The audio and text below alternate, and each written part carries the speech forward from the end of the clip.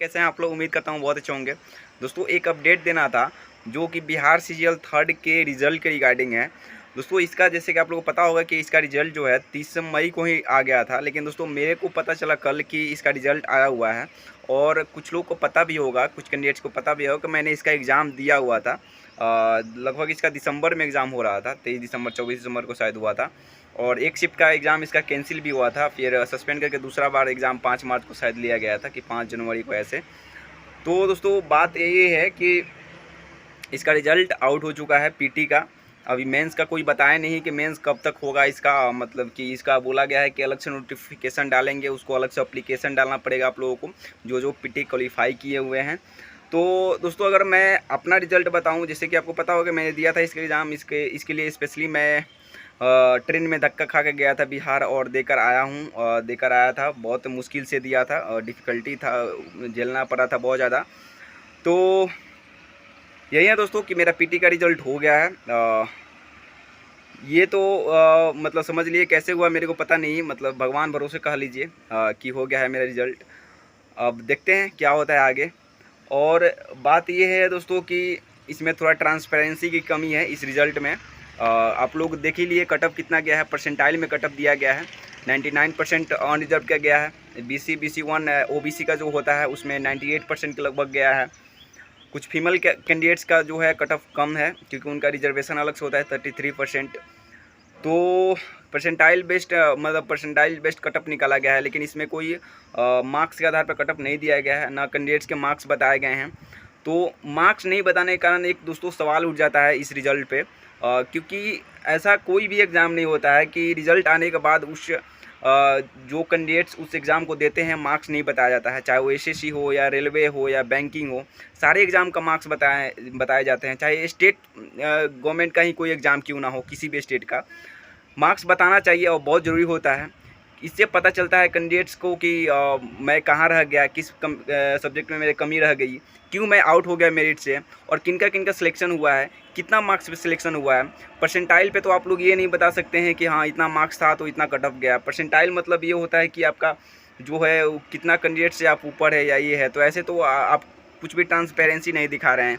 तो बोल तो सकते हैं ये, लेकिन दोस्तों ये भी बोल सकते हैं कि अगर मेरा हो रहा है तो कुछ तो ट्रांसपेरेंसी है एग्ज़ाम में। क्योंकि दोस्तों कि मैं, आप लोगों को पता है कि मैं एक जेन्युइन कैंडिडेट्स हूँ। मैं कोई इस पे अप्रोच पे विश्वास नहीं करता हूँ, ये सब पे। मैं जो करता हूँ दोस्तों एग्ज़ाम हॉल में ही जाके क्वेश्चन को खोलना या क्वेश्चन पढ़ना या क्वेश्चन बनाना, सारे काम एग्ज़ाम हॉल में ही होते हैं। जो मेरा मेहनत है उसके आधार पे ही मैं एग्ज़ाम देता हूँ, कभी भी इस सब के चक्कर में नहीं पड़ा हूँ।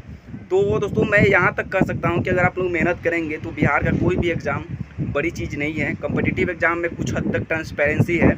मैं ये भी माना नहीं करूँगा कि इसमें जो है धांधली नहीं है, होता है।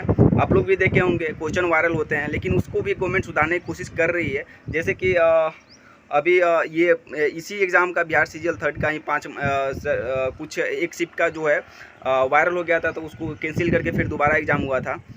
BPSC का क्वेश्चन वायरल हो गया था तो उसको भी कैंसिल करके दोबारा एग्ज़ाम हुआ था। तो जहाँ तक सरकार पकड़ती है कि हाँ क्वेश्चन वायरल हुए हैं, वहाँ तक वो करती है, लेकिन कुछ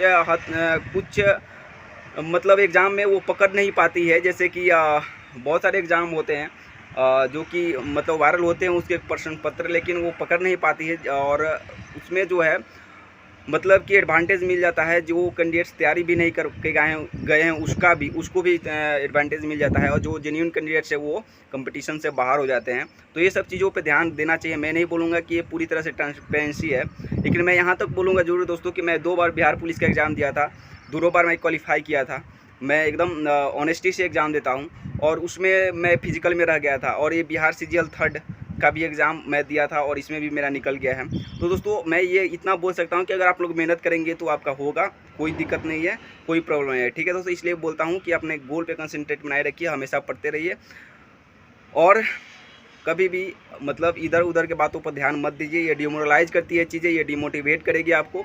आप कभी भी फॉर्म नहीं भर पाएंगे बिहार का अगर ये ऐसे सोचेंगे तो। और दोस्तों ये इतना अच्छा पोस्ट है कि मैं अगर CAG अकाउंटेंट जो CGL 22 के थ्रू मेरे को मिला है, अगर इसमें हो जाता है तो मैं इसको भी स्किप कर दूंगा CGL 22 को, क्योंकि ये सेक्रेटरीट का जॉब है, सचिवालय का जॉब है, और सबसे बड़ी बात ये होम स्टेट में मिल जाएगा। ठीक है दोस्तों, तो यही बोलना था आप लोगों को, यही अपडेट देना था कि मेरा हो गया है BR CGL 3rd PT का। मेंस का तो अभी बाकी है, मेन चीज़ वही है। तो ठीक है दोस्तों, बाय।